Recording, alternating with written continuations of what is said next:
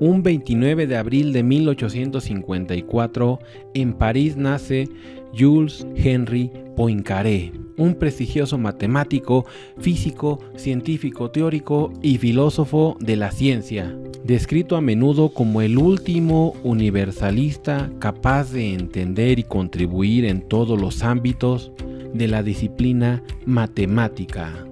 A él se le debe la hipótesis de Poincaré o conjetura de Poincaré, que en matemáticas y con más exactitud en topología es un resultado sobre la esfera cuatridimensional que dejó de ser una conjetura para convertirse en el único problema del milenio o problema del $1.000.000 que ha sido resuelto tras su comprobación en 2003 por el matemático Grigori Perelman.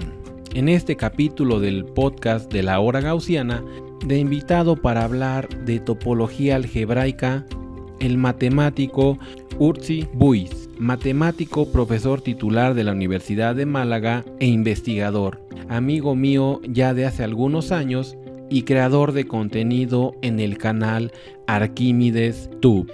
Disfruta de este acercamiento a la topología algebraica. Si eres nuevo por acá, suscríbete. Yo soy el profe John y esto es Math Rocks. Bienvenidos a un nuevo episodio de La Hora Gaussiana, este podcast que busca acercar la matemática al público en general. Hoy de manteles largos, una videollamada directamente desde España con Urtzi. No sé si lo pronuncié bien, siempre he tenido esa duda de si se pronuncia Urtzi, del canal de Arquímedes Tube. Este canal recuerdo mucho que igual cuando yo empecé a hacer todo este trabajo en YouTube, como que empezamos muy a la par. De hecho, lo conocí en grupos porque igual aventábamos el spam de nuestros videos en los grupos. Y ahí fue como empezó una plática entre colegas, también matemático de la Universidad de Málaga, lo que sé que es profesor titular allá, y hace investigación en la parte de topología algebraica. La idea de este contenido en podcast es acercar esos temas que a un principio a la gente hasta los espantan. De hecho, ahorita ya habrá algunas personas que digan, topología algebraica, eso suena como de gente que lleva 50 años en la matemática y que solamente Newton, solamente Gauss, Euler pueden entender. Resulta que todo esto es traer un experto, como lo hacen en el programa del precio de la historia, y hablar sobre un tema en específico, un tema apasionante. En la descripción, en el comentario fijado, les voy a dejar ese playlist que conocí, de hecho por eso conocí el canal de Arquímedes Tube, de ese de topología algebraica, que me pareció impresionante ese trabajo que hacen, esas animaciones, porque a final de cuentas la matemática son esas ideas hermosas, que se pueden explicar hasta niños pequeños, o sea, ideas muy impresionantes, ideas brillantes, y qué mejor que con esas animaciones que hacen, con ese trabajo que hacen en el canal, que ya después vi el detrás de cámaras en su video que sacaron de quiénes somos, y te das cuenta de todo ese trabajo, de cómo lo van dibujando a mano, luego después lo van vectorizando y luego van haciendo esa animación. Son horas y horas de trabajo que les han llevado a que hasta el mismo YouTube les dé reconocimiento por esa labor. Y hoy hablemos de topología algebraica. No sé si quiere dar unas palabras de inicio antes de pasar de lleno al tema.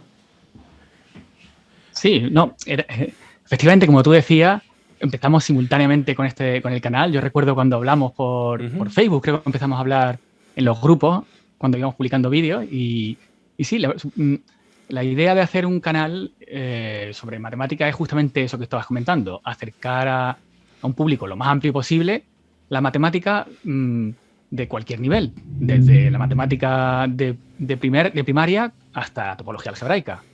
Y todo a través de eso, como tú dices, de las imágenes, de animaciones, de facilitar el contenido, porque todo en matemática se puede entender. Solo hay que explicarlo de la forma más asequible posible. Sí, ese acercamiento de hacer esas animaciones y como mencionas al trabajo que han hecho, Yo empecé a verlos con topología algebraica y después vi que hablaban del infinito, vi que hablaban de las fracciones. Y es eso de ir acercando a las personas, ahora están trabajando con álgebra lineal, esas ideas del álgebra lineal que muchas veces por la forma en la que se enseña en las universidades, en las escuelas, se ve de forma mecánica y piensan que álgebra lineal es sistemas de ecuaciones 2 por 2 y aplicar una formulita, siendo que la representación gráfica, la representación de esas ideas en álgebra lineal, son ideas así fuertes, ideas brillantes que ya cuando uno las ve en animaciones, en dibujitos, en todo eso que hacen ustedes, es cuando ya los alumnos o las personas que entran a este tema se dan cuenta de que realmente no habían comprendido la idea y que esas ideas son fabulosas, ¿no? Sí, de hecho, esa era la idea original. Cuando uno piensa en matemáticas, directamente ve cómo las fórmulas se van moviendo, cómo al despejar una ecuación, cómo los símbolos van pasando de un miembro a otro. Entonces la idea un poco es eso, es tal como uno lo ve en su cabeza, como uno lo va imaginando, plasmarlo en la pantalla para que sea muy visual, para que la matemática sea visual. Tanto la parte gráfica, si tienes que representar planos, rectas, intersecándose, pero también la parte algebraica y lo puedas ver de una forma dinámica, en movimiento. Sí, o sea, esos videos que hacen sí muy recomendados para que las personas, y en español, ¿no? Porque luego sí encontramos, por ejemplo, en un perfil, contenido de álgebra lineal, pero luego está en inglés, ¿no? Uh-huh. Y contenido en español sí es muy poco lo que se hace. Ese trabajo veía tu video y decía que te ibas a dedicar a artes, ¿no? Yo soy malo para dibujar, o sea, para mí sí. Yo cuando vi tus dibujos, dije, no, pues qué impresionante que esos dibujos pones las hojas de Arquímedes, de varios matemáticos y dices cómo lo vas vectorizando. Eso, bueno, para mí esas habilidades yo no las tengo, no soy malo para dibujar. Y ese trabajo de que se vean las animaciones, de que de repente diga, pues este está el functor aquí, tenemos esto, hacemos esa isomorfía, y ver cómo se empiezan a mover el toro, cómo se empiezan a mover las figuras, eso ayuda mucho a las personas porque generalmente la matemática es algo difícil de ver, es algo difícil de expresar. Muchas veces hablamos en alguna clase, ¿no? Igual tú como profesor, estamos hablando en la clase y necesitamos ayudarnos de apoyo visual, ¿no? En el pizarrón y empezamos a hacer dibujos y miren a jóvenes, esto es así y empezamos a hacer los dibujos y es como se va captando, porque si agarramos teorema, demostración, aunque nosotros lo entendamos, muchas veces las personas que están introduciendo en estos temas no ven esas ideas, ¿no? Sí, de hecho, creo que hace poco asistí a una charla de Claudia Alsina que comentaba que creo que era un matemático un matemático francés, creo que era Dieudonné, que era uno de los miembros caray, se me ha ido de la cabeza. ¿Cómo se llama el grupo de matemáticos que tiene un nombre y que no es... Eso, Bourbaki. Gracias, Miriam. Tengo aquí... Uno de los matemáticos de Bourbaki se jactaba de que había escrito un libro de geometría sin ni una sola figura. Y Claudia Alsina lo contraponía con George Polya, que decía aquello de complementa la matemática con un gráfico, con un dibujo, con algo para que se entienda. Entonces yo creo que efectivamente la matemática no puede estar exenta de gráficas, de dibujos, de esquemas que te hagan entenderlo mejor. Porque al final es eso. La matemática parte de la geometría, que es el área de las matemáticas original, digamos. Sí, De hecho, o sea, es como luego me preguntan, ¿qué libro me puedo agarrar para empezar a demostrar? Y yo les digo los elementos de Euclides. O sea, ahí inició, o sea, ve cómo lo pensaban. Bueno, también hay unas versiones muy ríspidas de Euclides que no se le entiende mucho. O sea, agarrar una versión ya un poco más traducida y ver cómo empezaron esa axiomatización de agarrar axiomas y con eso empezar a demostrar la forma en la que se empezó a trabajar. Y se inicia con geometría, o sea, a final de cuentas es lo que nace. No conocía eso que dices, que un libro de geometría sin ninguna figura. Lo voy a buscar en Google para ver si encuentro algún fragmento, porque ya me dio curiosidad. Pero de todas maneras, o sea, ya también quiero confesarte que, como al hilo de lo que decías antes del vídeo que hicimos del making of, ¿no? Que yo de pequeño me dedicaba mucho al dibujo, junto a mi hermano, aunque él estudió después Bellas Artes y siguió con el dibujo, yo lo abandoné por las matemáticas. Y durante, pues yo diría que casi 20 años no volví a hacer más dibujos que los que utilizaba para mis apuntes en la carrera de matemáticas. Pero tenía yo el gusanillo de recuperar eso y de hecho el canal es un poco una excusa para retomar esa antigua afición del dibujo y con esta excusa del canal me he puesto a aprender a hacer animación, a hacer dibujo, diseño gráfico y la verdad es que me está gustando mucho. Al final la matemática es, digamos, una excusa porque es lo que es mi profesión, entonces quiero complementar mi profesión con una antigua afición, que era el dibujo. Pero la parte que más me gusta casi del canal es esa, justamente, la de dibujar, la de hacer animaciones y... Sí, y es un buen trabajo, es un buen trabajo. O sea, yo luego les recomiendo mucho esa parte de los videos porque pues, estás hablando y de repente las figuras por acá cobrando vida y moviéndose.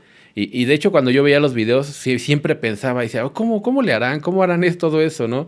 Y yo me imaginaba que simplemente era un programa y rápido lo hacía, ¿no? Ya cuando sacan este video de quiénes somos, vi todo el trabajo que lleva y dije, no, sí, son horas y horas de trabajo para un video de 5 minutos, no sé si son varias horas y de estar pensando, aparte de estar haciendo el guión, la parte de los dibujos, vectorizar, animar, un trabajo muy, muy impresionante, ¿no? Y regresando con ya regresando de esta introducción de las matemáticas, hablemos un poco de la topología algebraica. De hecho, la plática es de lo que va a tratar, un poco de investigación, un poco de lo que es la divulgación que igual hacemos, porque a final de cuentas también mi canal es de divulgación y de repente seguir combinando varias cosas. Platícanos qué es la topología algebraica, desde un inicio, para que la gente entienda este concepto que a lo mejor hasta parece trabalenguas, ¿no? Sí, de hecho, claro, muchas veces me lo preguntan y yo creo que la forma más sencilla de explicar lo que es la topología algebraica es decir que es geometría, pero no nos interesan las medidas, no nos interesan las longitudes, las áreas o los ángulos. Solo nos interesa la forma de los espacios. De esta manera, se dice mucho que es la geometría de los espacios de chicle, porque podemos estirar, comprimir los espacios siempre sin romperlo. La idea es que la topología lo que hace es conservar la continuidad, el estudio de la continuidad. Y el apellido de algebraico es porque estudiamos la topología, estudiamos los espacios topológicos utilizando el álgebra. Es decir, asociamos a cada espacio algún objeto algebraico, ya puede ser un grupo o un espacio vectorial, o incluso simplemente un número. Asociamos a los espacios un objeto algebraico que se llama un invariante, de forma que si dos espacios tienen distintos objetos algebraicos, entonces no pueden ser el mismo espacio desde el punto de vista topológico. Entonces esa es la idea, es hacer al final topología utilizando el álgebra. Esa fusión de dos grandes ramas, ¿no? de la matemática. De hecho, bueno, aquí en México así yo lo conocí, que el siglo pasado se le dio el siglo a la topología por todo ese boom que se tuvo. No sé si sea a nivel mundial o solamente en México, pero yo alguna vez lo escuché eso, que decían que el siglo pasado fue el siglo de la topología, por todo ese despertar, esa curiosidad que surge, ¿no? Con los puentes de Königsberg, con Euler, y un problema muy simple y que acarrea todo esto, ¿no? De la topología, pues fijarnos en el suelo, de ahí viene la palabra, ¿no? Los topógrafos. Muchas veces yo cuando llevaba mis cursos de topología, yo me imaginaba que me iban a poner la camarita esa para sacar niveles en la carretera, ¿no? Yo sí pensaba eso, ¿no? Yo cuando decía topología, ¿y eso qué es, no? O sea, cuando era estudiante, veía topología, y topo, pues me sonaba como a topografía, ¿no? Entonces yo me imaginaba que íbamos a sacar el aparato, no sé cómo se llama el aparatito que ocupan para sacar los niveles los ingenieros civiles. Y de hecho sí va de la mano, ¿no? Porque a final de cuentas es revisar el suelo. Mencionaste eso que es importante de la forma, ¿no? La forma de los objetos, ¿no? Las animaciones que has hecho de que dices, mira, es que esta taza, si la deformamos, se convierte en una dona, ¿no? Todo eso de la parte de la topología algebraica, verlo con las figuras, verlo con esas representaciones, es cuando la gente ya dice, no era tan difícil, ¿no?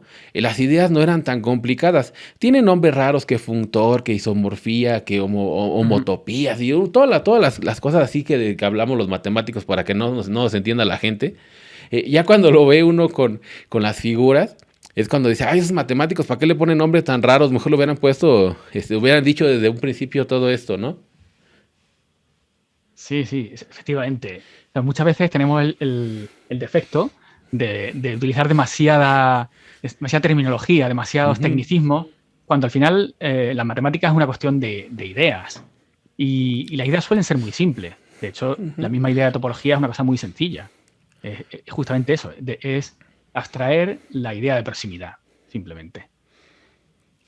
Sí, yo creo que ese mal, yo creo que desde Newton, que cuando escribe los Principia, para que no le entendieran, lo hace muy complicado.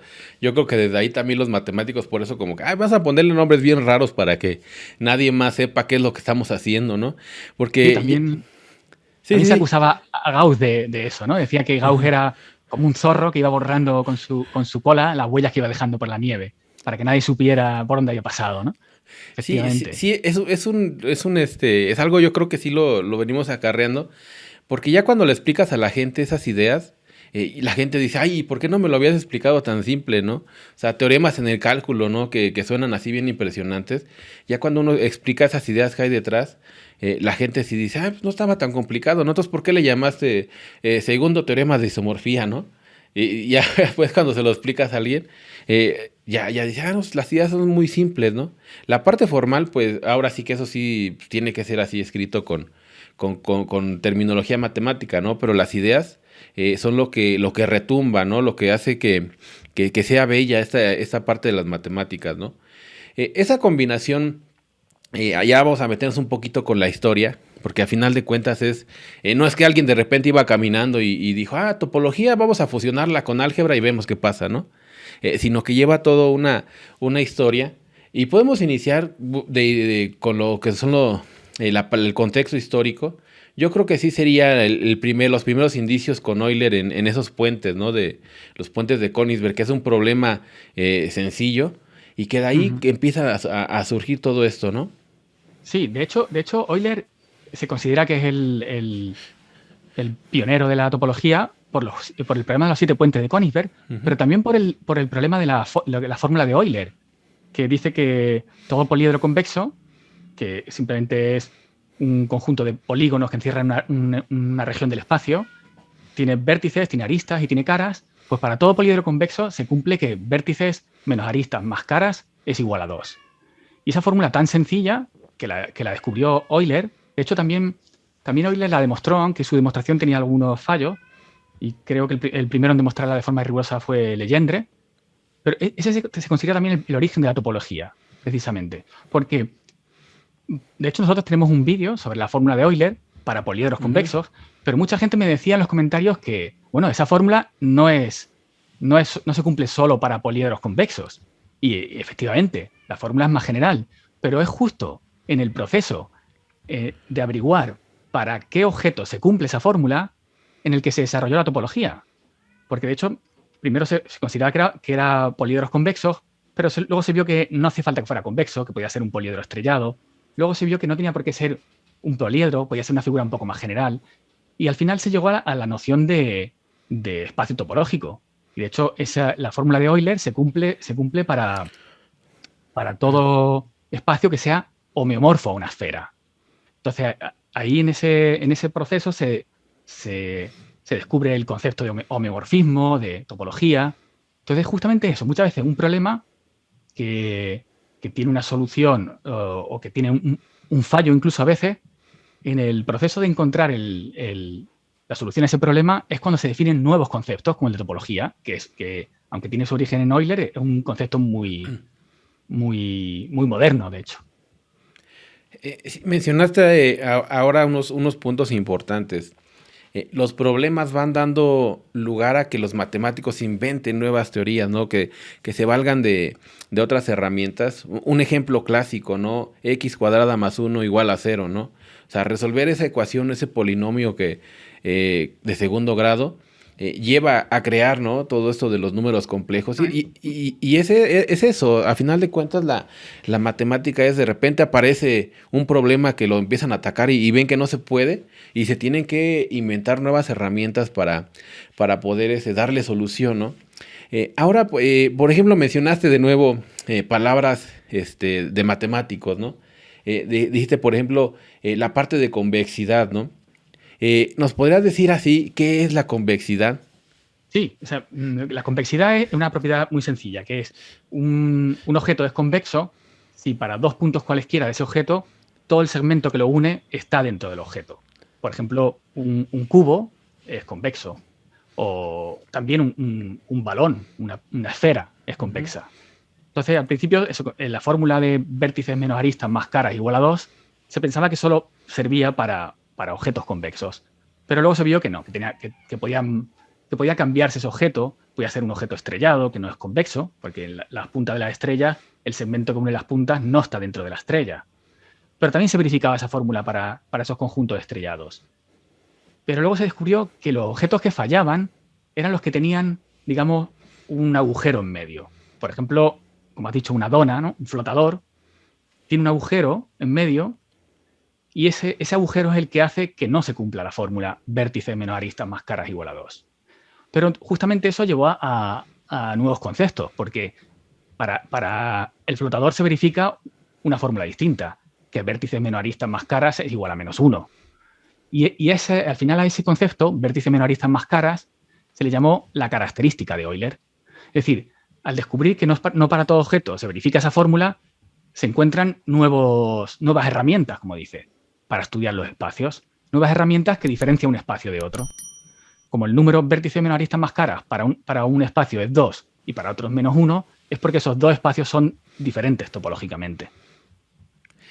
Y ahora lo que yo te preguntaba esto porque ya la gente va a decir, oye, eso de convexo es muy simple, ¿no? O sea, dados dos elementos puedo trazar una línea, ¿no? Por ejemplo, si agarramos un triángulo y le metemos la parte del medio, ahí sí ya no sería convexo, ¿no? Y esa parte de esas ideas, o sea, lo han plasmado de una forma excelente en sus videos, de ir viendo todas estas figuras. Mencionabas lo de que una figura tiene hoyos, ¿no? También eso de los hoyos también tiene que ver con los conexos, ¿no? Que luego se confunde con los convexos, ¿no? Decir que la parte de conexidad, pues que no tenga hoyos, ¿no? O sea, que tenga hoyos tiene que ver con esa parte de los agujeros en las figuras, ¿no? Hace rato también mencionaste otra palabra, que dos cosas sean homeomorfas, ¿no?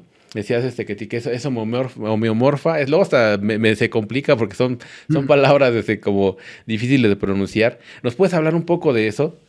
Sí, por ejemplo, si queremos estudiar conjuntos simplemente, como una colección de objetos, pues la clave para estudiar los conjuntos es utilizar la biyección, el concepto de biyección, que es una función que es 1 a 1, o sea, que empareja los elementos de un conjunto y del otro. Entonces, en el mundo de los conjuntos, dos conjuntos son iguales si existe una biyección entre ellos.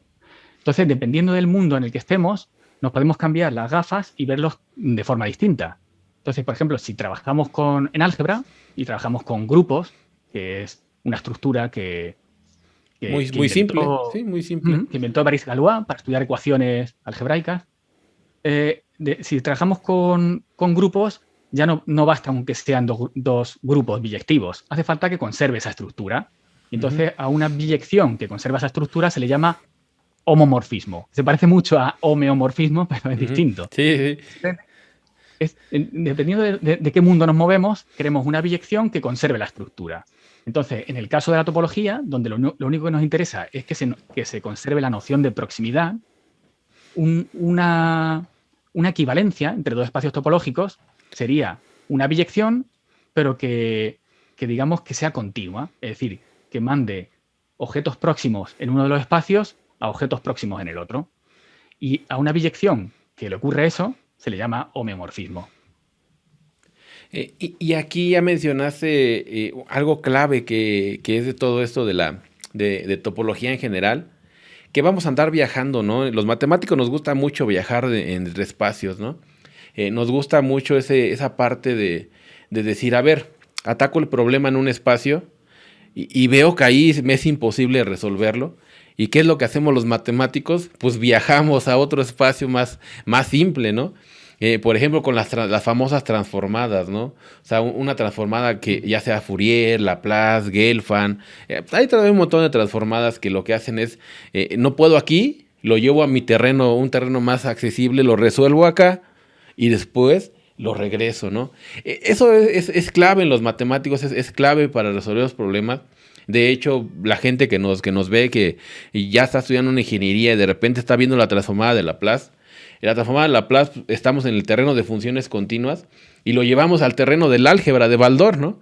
De que hacemos la transformada de Laplace y nos quedan fracciones y hay que resolver, hay que ir factorizando, hay que sacar fracciones, desglosar la fracción. Y ya que lo tenemos ahí bien desglosado, ¿qué hacemos? Lo regresamos con la inversa y tenemos la solución. Esas mismas ideas también es de lo que estás hablando ahora de ir viajando de un espacio a otro.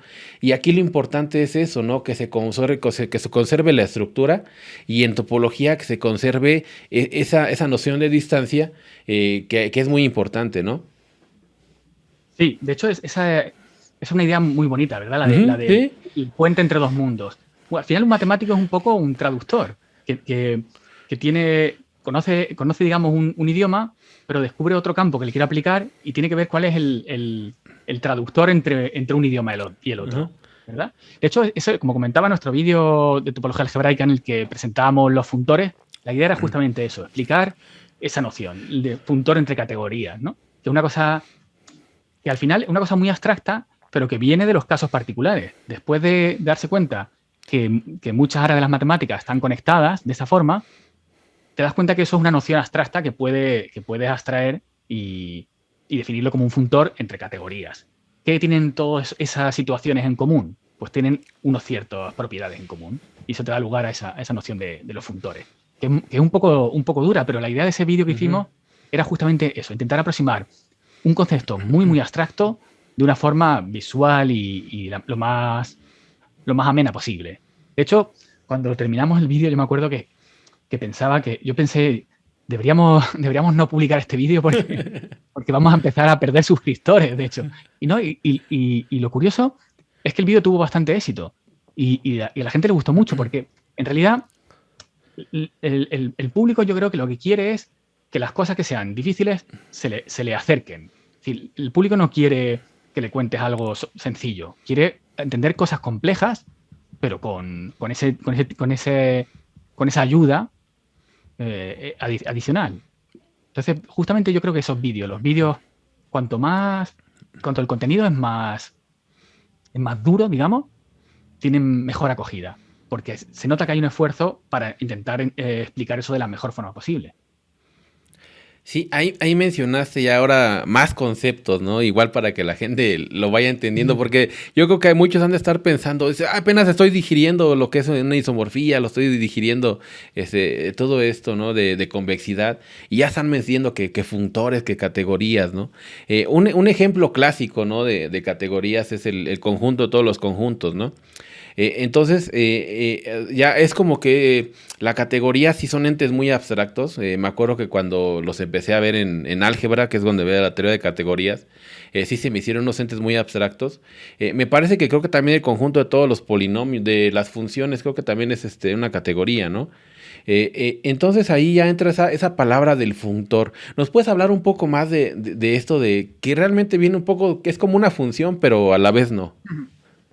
Sí, de hecho, en nuestro vídeo utilizábamos, creo que yo es el funtor más sencillo, pero que tiene su gracia, que es, por una parte tenemos los espacios topológicos. Digamos que tenemos en un saco todos los espacios topológicos y siempre en, digamos, estas categorías tenemos, además de los objetos, tenemos también las funciones entre esos objetos. Es decir, tenemos Ujú. espacios topológicos y tenemos aplicaciones continuas entre espacios topológicos. Entonces ahora queremos saber cómo distinguir dos espacios, si son iguales o no, más bien si son diferentes, cuando en principio puede ser muy difícil. Entonces lo que hacemos es, definimos un funtor que asocia a cada uno de los espacios topológicos un cierto objeto algebraico. En este caso, muy sencillo. Los objetos algebraicos van a ser simplemente conjuntos. Es decir, no tienen estructura. Entonces, lo que hacemos es, podemos asociar a cada espacio topológico el conjunto que tiene tantos elementos como piezas tiene ese espacio topológico. Entonces, lo que hace ese funtore es simplemente te cuenta cuántas piezas tiene tu espacio. Pues ese funtor tan sencillo sirve para demostrar cosas interesantes, de hecho. Por ejemplo, sirve para ver que un cuadrado no es topológicamente igual que un intervalo.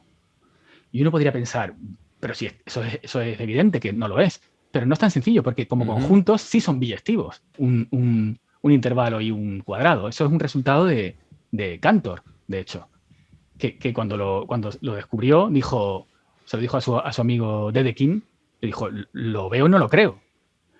Entonces, con ese funtor sencillo se puede demostrar que, aunque el cuadrado y el intervalo son equivalentes como conjuntos, no lo son como espacios topológicos.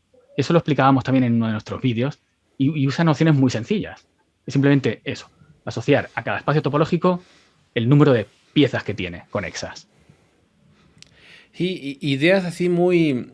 no, hablar de Cantor, otro de los locos de la matemática, ¿no? O sea, también cuando hablaba con Mike, ¿no? De Mates Mike, que empezamos a hablar del infinito, sí es algo, un trabajo muy, muy impresionante, ¿no?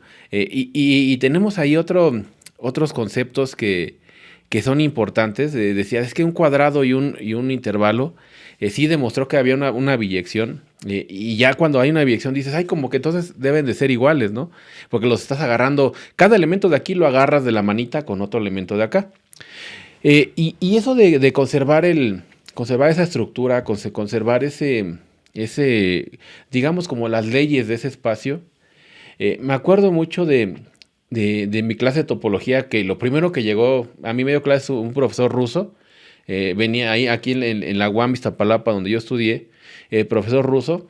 Ya después supe que descendía de Alexandrov, de esa línea, porque él es el doctor allá en Rusia. Y lo primero que nos dijo fue, miren, nosotros vamos a trabajar solamente con los axiomas de un espacio topológico. Y cuando los menciona, yo sí que me quedé así como, o sea, con esos tres, no me acuerdo si son tres o son dos, con eso vamos a trabajar todo un curso.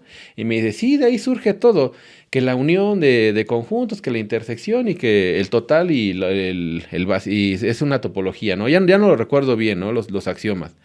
Y eso se me hizo una parte de la matemática muy hermosa, porque partíamos de casi nada, o sea, de casi nada para formar los espacios topológicos. Y ahí empezamos a demostrar todo, ¿no? Que la parte de continuidad, la de los filtros, todo ese rollo de la topología. Entonces esa parte de la matemática es lo bello de ella, que tiene, es que es muy simple, ¿no? O sea, no son cosas que se complique uno mucho, ¿no? Que metas muchos axiomas, porque de hecho, entre menos axiomas, mejor, ¿no? Porque luego si metes de más, empiezas a llegar a contradicciones. Mencionabas todo eso de los espacios, ¿no? Los espacios topológicos. ¿Nos puedes platicar un poco más acerca de estos entes que a final de cuentas son el objeto de estudio, ¿no? De la topología? Sí, de hecho, cuando estos espacios topológicos pueden ser, pensamos que son cosas dentro del espacio euclídeo, pero en principio, aunque todos los objetos dentro del espacio euclídeo son espacios topológicos, con su topología heredada, pueden ser cosas muy, muy extrañas. De hecho, hay un problema que se resolvió hace poco, el de la conjetura de Poincaré, que trata justamente de ese tipo de espacios que en principio pueden ser muy simples, pero se puede volver muy loco. Por ejemplo, Poincaré, que fue uno de los creadores de la topología y la topología algebraica, porque Poincaré estudiaba precisamente uno de estos funtores, uno de estos invariantes para distinguir espacios, que es el que se conoce como homología, que lo que hace es medir el número de agujeros de un espacio. Entonces, Poincaré pensaba que igual que una esfera tiene un único agujero, por ejemplo, una esfera en dimensión 3, se llama la dos esfera, tiene un único agujero que es como, digamos, su cámara de aire de un balón de fútbol. Pues también hay esferas en dimensiones superiores. Entonces, una esfera en dimensión 4 se llama una tres esfera y tiene un único agujero en dimensión 4, ¿verdad? Entonces, Poincaré pensaba que esta herramienta, el de la homología, el número de agujeros, caracterizaba ya la esfera. Y se dio cuenta a principios del siglo XX, se dio cuenta de que no era cierto, que había también un espacio que tenía esa propiedad, tener una sola agujera en dimensión 4, que sin embargo no era una esfera. De hecho, se le llama la esfera de Poincaré, y un objeto muy patológico. Y así hay, de hecho, en topología, yo recuerdo también cuando estudiaba, que cada vez que se definía una propiedad, también se veía también contraejemplos a esa... Sí. ¿Por qué necesitas justamente estas hipótesis? Porque si no le exiges tal hipótesis, te encuentras la recta de Jones, que si no se verifica esta hipótesis, te encuentras... Entonces había siempre como una galería de objetos, de monstruos matemáticos, digamos. Sí, sí, sí. Sí, esos contraejemplos que dices, ay, ¿a quién se le ocurrió ese contraejemplo, no? Que son hasta difíciles de imaginar, ¿no?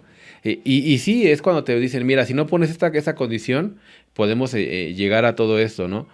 Me acuerdo cuando empecé a ver teoría de la medida, que igual tiene que ver un poco con eso de topología, y me decían, es que hay objetos que no se pueden medir, ¿no? Y pues yo decía, pues ¿cómo? O sea, sacamos una regla y los medimos, ¿no? Decían, mira, el intervalo de 0 a 1 mide 1, de 0 a 2 mide 2. Y ya empecé con teoría de la medida y de repente cuando me presentan conjuntos que no se pueden medir, sí fue como el choque de, ay, ¿cómo es posible, no? Y te enseñan los conjuntos, pero rebuscados a más no poder, ¿no? Yo creo que hay, Sí, hay, hay gente en matemáticas, yo sí conozco gente en matemáticas que se dedica solamente a buscar contraejemplos, ¿no? De ver qué locuras pueden encontrar ahí, ¿no? El mismo Spivak, ¿no? El mismo Spivak, en la parte final, libro de Spivak, el de cálculo infinitesimal, que trae una función que me parece que es continua en todos sus puntos, pero no diferenciable, ¿no? sí, esa es me parece que es la curva de Weierstrass, creo que es. Ujú. Sí, sí, cierto, que es continua en todos los puntos y no es diferenciable en ninguno. Uno de esos objetos de la galería de monstruos matemáticos.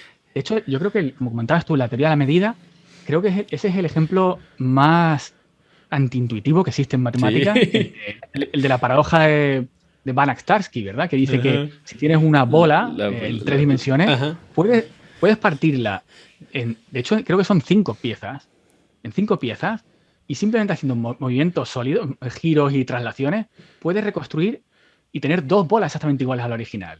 Yo la primera vez que vi ese resultado, que ya era licenciado, yo pensaba que que era digamos que era un error, una paradoja, pero que no era Ujú. cierto. No podía creer que fuera... Pero claro, la cosa es mucho más sutil, porque depende del axioma de elección, que es algo también bastante controvertido, ¿no? Se dice que es la última gran controversia de las matemáticas. Pero sí, eso para mí es, digamos, el objeto más patológico que existe. Una cosa tan sencilla. Claro, la verdad es que las piezas en las que se parte no son simples. Ujú. Esa es la clave del, del problema. Del problema, pero es posible, ¿no? Es Ujú, como sí, los sí. que dicen, puedes equilibrar una esfera en la punta de una aguja, ¿no? Teóricamente es posible, pero en la práctica, pues es complicado, ¿no? Sí recuerdo esa paradoja de Banach-Tarski, creo que viene en un libro de análisis al inicio, luego lo abres el libro, no recuerdo qué libro de análisis, porque es el que yo ocupaba, lo abrías y luego te la planteaba, ¿no? Era un análisis funcional. Entonces me acuerdo que también cuando vi esa paradoja y sí te mencionan todo eso, y dice, es decir, que si tú agarras una naranja y le quitas la cáscara, con cierto acomodo puedes cubrir la tierra, ¿no? O sea, puedes con una naranja, con la cáscara de una naranja puedes cubrir la tierra, porque si haces 2, puedes hacer 4, puedes hacer 6, y la puedes hacer todo el Efectivamente. tamaño. Y yo cuando lo vi, y también pensé que era algo así como que había un error, como lo que hizo Quantum Fracture, de que lo del dividir entre cero y cosas así, ¿no? Ujú, Y ya cuando lo ves y dices, no hay error, ¿no? O sea, simplemente es algo que se llega a un resultado que no es muy evidente, pero pensarlo claro. sí está muy, muy complicado, ¿no? Regresando a la teoría de la medida, cuando empecé a ver conjuntos que de medida cero, ¿no? Pues yo decía, pues de medida cero, pues un conjunto que pues no tiene ni elementos, ¿no? Y de repente te presentan el conjunto de Cantor, ¿no? Que te dice, te agarran y es muy bonito de enseñar, o sea, es algo que tú llegas con los jóvenes y a ver, haces una línea, lo partes en tres y vas quitando, luego ese lo partes en tres, vas quitando, y les dices, miren, este tiene medida cero, ¿no? Y son contraejemplos que sí rayan hasta en lo absurdo, ¿no? Sí, sí. De hecho, ese ejemplo, el de conjunto de Cantor, es creo que es el primer fractal, incluso, me Ujú. parece. La verdad es que Cantor es un matemático impresionante. Tiene tantos conceptos novedosos para su momento. Uno de ellos ese es un ejemplo muy sencillo y tiene un montón de propiedades patológicas el conjunto de Cantor. De hecho, nosotros hicimos un vídeo, pero queríamos haber hecho una serie contando todas esas propiedades, pero la verdad es que al final lo abandonamos. No sé por qué, tendríamos que retomarlo, la verdad, porque era muy, muy bonito esa. Pero, por ejemplo, hablando de lo de la paradoja de Banach-Tarski, claro, es que el teorema se puede demostrar, pero es verdad que se puede demostrar si utilizas un axioma que no todos los matemáticos aceptan, Sí. que es el axioma de elección. Pero el problema de aceptar o no un axioma es que, claro, si lo aceptas, te puedes encontrar un resultado que parece un poco violar leyes de la física, ¿no? Porque sería como que no hay un teorema de conservación de la materia, ¿verdad? Pero por contra, si no lo aceptas, te encuentras que hay muchos teoremas que tú consideras que tienen que ser ciertos, que son muy intuitivos, que no serías capaz de demostrarlo. Entonces, es como tienes que aceptar uno de los dos males. O aceptas que exista ese teorema, el de la paradoja de Banach-Tarski, como teorema demostrado, o aceptas que habrá teoremas que no puedes demostrar, que tú pensabas que son, como por ejemplo, que todo espacio vectorial tiene una base, o hay muchos resultados que dependen fuertemente de la suma de elección.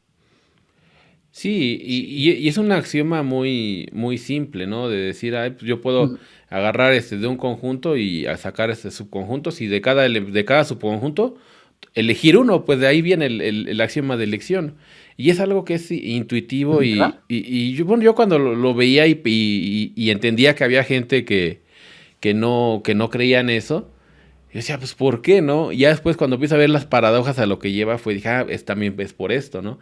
Y luego que el axioma de elección está amarrado con otros dos, ¿no? Me parece que es el de inducción matemática al principio del buen orden Exacto. y Y el lema de el Thor, ¿no? lema Creo de que es. Zorn. De hecho, eso lo vi en teoría de conjuntos y cuando me dice, mira, este está amarrado con estos tres. Y cada uno se demuestra con el otro, ¿no? O sea, en un bucle, en un bucle infinito, ¿no?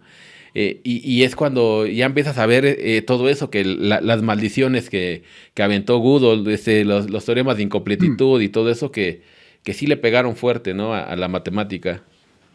Sí, sí, totalmente. O sea, ese Gödel o Gödel. punto el del principio del siglo XX, ¿no? La crisis de los fundamentos del siglo XX es un momento crítico en la historia de las matemáticas. De hecho, uno tiende a creer que muchas veces le dicen, cuando uno dice que es matemático, dice, pero ¿y qué hace un matemático profesional si ya está todo inventado en matemáticas? Si la gente supiera que las cosas más importantes son recientes en ese sentido, las controversias más grandes son de finales del XIX y principios del siglo XX, como por ejemplo el de la paradoja de Russell, que están muchos los orígenes de ese tipo de paradojas, ¿no?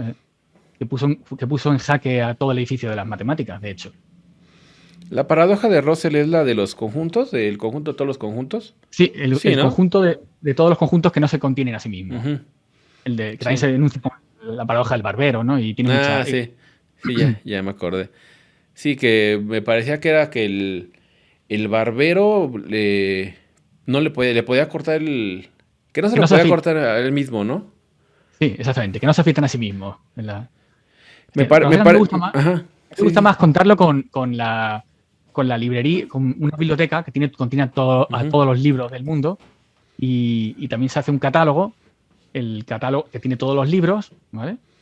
Y bueno, tú puedes separar la biblioteca en dos tipos de libros. Los libros que se citan a sí mismos y los libros que no se citan a sí mismos. Por ejemplo, los libros de matemáticas se citan a sí mismos, casi todos, porque dicen, por la proposición tal de la página tal.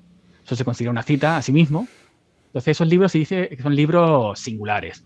Y los libros que no se citan a sí mismos se llaman libros normales. Entonces, tú puedes separar todos los libros del mundo en dos estanterías. La de los libros que no se citan a sí mismos, los normales, y la de los que sí se citan a sí mismos, los singulares. Pero si tú haces un catálogo y pones todos los libros, catálogo de libros normales, y haces otro catálogo de libros singulares, te puedes encontrar un problema, porque si tú terminas el catálogo de libros normales, como eso es un libro, tendrás que escribirlo en algún catálogo.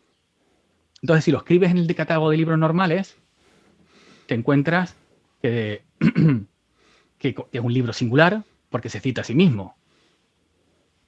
Uy, a ver, creo que me he liado. Sí, Sí. un Es poco. un trabalengua así de... El catálogo de libros normales no puede ser ni normal ni singular. Es al final la paradoja, justamente de Russell. Sí, creo que es el de libros normales el que tiene un problema. Tendría que pensarlo un poco. Pero lo tenemos explicado en un vídeo también. Sí, es que luego sí, es que estamos en la plática, no estudiamos para esta plática, de hecho todo va saliendo, ¿no? Y es Mm, difícil luego recordar todo, ¿no? Ahora yo hace rato no me acordaba de los axiomas de la topología, ¿no? De los tres que son, ¿no? Creo que era mm. que la intersección finita, intersección numerable está en la topología, creo que la unión arbitraria está en la topología, y no me acuerdo si el vacío y el total están en la Sí, topología, creo que son el las vacío tres, y el ¿no? total. Sí, O efectivamente. sea, para que vean que la plática es así espontánea, ¿no? Me parece que creo que con la de del barbero era que había solamente un barbero en el reino, ¿no? Alguien que podía afeitar, ¿no? Entonces, como el rey llegaba y siempre había mucha gente en la fila para afeitarse o para cortarse el pelo, como sea, eh, me parece que un día hizo un decreto, ¿no?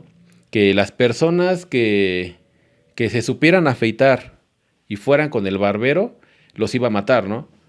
O sea, que las personas que supieran que lo tenían que hacer ellos mismos, no tenían que ir a estar haciendo lugar en la fila, ¿no? Y ahí creo que la paradoja era que el barbero que hacía, ¿no? Ujú. Entonces, que si él se afeitaba, lo iban a matar, y si no se afeitaba, también lo iban a matar, ¿no? Entonces entraba por Exacto, ahí exacto. de que, de hecho, creo que hasta en la Biblia viene, ¿no? Un poco de ese tipo de paradojas, ¿no? De que llegaba con dos personas y les pregunta, ¿no? Entonces, Ujú. sí, retomando un poco esto, ahora que hablabas de lo que hacen actualmente los matemáticos, por ejemplo, la topología algebraica, ¿qué es lo que se estudia? Por ejemplo, ya mencionaste la famosa conjetura de Poincaré, aquella esa que demostró Perelman y que dijo, no, ¿saben qué? Yo no quiero 1 millón, yo me voy con mi mamá a vivir y no me estén molestando, ¿no? Que fue como se hizo famosa, ¿no? ¿Qué es lo que, ese bagaje de qué es lo que ha estado estudiando la topología algebraica desde que empiezan a fusionar estas dos ramas? Porque el álgebra se acopla en casi todo, ¿no? El álgebra es muy simple porque se puede acoplar y lo podemos mandar a grupos, ¿no? Están los grupos de Lie, Galúa, ¿no? El mismo Galúa, los grupos. Ujú. Eh, Ese es un truco que ocupan los matemáticos porque a final de cuentas si tú mandas algo a un grupo, ahí lo resuelves mucho más simple porque el grupo tiene una operación, de hecho es el ente matemático más simple, ¿no? El grupo. Entonces, ¿qué es lo que ha hecho la topología algebraica en este tiempo? Sí, bueno, la topología algebraica la verdad es que se ha dividido en muchas ramas distintas y cada vez está mucho más especializada cada una de esas ramas. Pero es verdad que lo que se ha ido volviendo es cada vez más abstracto. De hecho, ahora lo que se está utilizando mucho en topología algebraica es unos objetos que se llaman operads en inglés. Se puede traducir como opérada, que es, digamos, dar un objeto que engloba a muchos tipos de objetos algebraicos, no solamente a álgebras asociativas, a álgebras de Lie, etcétera. Entonces, en vez de, igual que cuando uno le dice también que en matemáticas no ve un número, todos son letras, es decir, abstrae las cosas que ha hecho uno con números en estructuras algebraicas, pues la operada es digamos, un paso más en esa abstracción. Y ya no solo te olvidas de los números, sino que también te olvidas de las letras y solo te quedas con la operación, digamos. Entonces, eso es lo que está haciendo ahora en topología algebraica. Utilizar tipos de estructuras que son mucho más abstractas. Por ejemplo, tú has mencionado también álgebras de Lie, que es una estructura algebraica que tiene un producto que se llama un corchete, que verifica que es antisimétrica, ¿verdad? Que igual que lo normal, la propiedad simétrica, que A por B sea igual a B por A, Sí, pues en la álgebra de abeliano, Lie, ¿no? Los abelianos. en álgebra de Lie es lo mismo, pero cambiando de signo, ¿vale? Y también se verifica una identidad que se llama la identidad de Jacobi, ¿verdad? Que es una especie de asociatividad, pero un poco más compleja. Pues este tipo de álgebras de Lie también se han abstraído más todavía. Y ahora se habla de lo que se llama el infinito de álgebras. Que en vez de tener una sola operación, tienes una familia de infinitas operaciones. Y en vez de satisfacer una sola ecuación, pues tienes una jerarquía de ecuaciones, cada una involucrando a la ecuación anterior.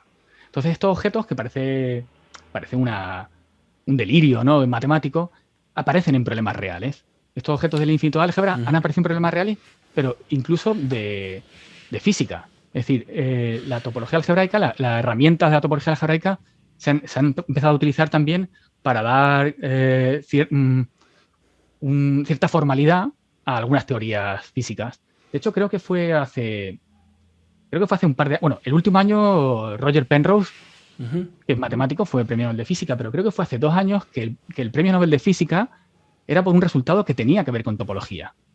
Entonces, el gran aporte de la topología algebraica ahora mismo está en ser capaz también de aportar cosas a otro tipo de áreas, no solamente de las matemáticas.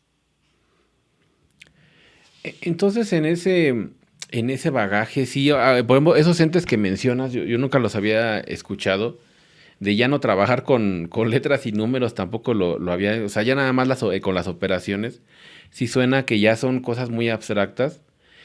Hablando de esa parte de lo que está estudiando, y quitando la conjetura de Poincaré, ¿qué otro tipo de problemas famosos o problemas interesantes ha dado la topología algebraica o lo han abordado con esta teoría? Bueno, uno muy simple, que también ha estado mucho tiempo sin resolver, el famoso teorema de los 4 colores, que dice que cualquier mapa se puede colorear de forma que no haya regiones vecinas que tengan el mismo color, utilizando tan solo 4 colores. Ese teorema es muy sencillo de entender, pero muy complicado de demostrar. De hecho, estuvo más de 100 años abierto y tan solo se demostró en los años 70, pero con uso de ordenador. De hecho, una demostración un poco controvertida porque durante un tiempo se ha discutido sobre si una demostración asistida por un ordenador debía ser aceptada como demostración, pero precisamente es un teorema bastante simple de enunciar y muy complicado de demostrar. Otro tipo de problemas que también se encarga la topología algebraica es el de estudiar los nudos. Porque los nudos, la teoría de nudos, ¿no?, nudos y enlaces. Un nudo es simplemente una cuerda en la que tú atas los 2 extremos, ¿verdad? Pero antes de juntar los 2 extremos, lo que te daría una circunferencia, puedes hacer muchas cosas, puedes liarlo y luego atarlo.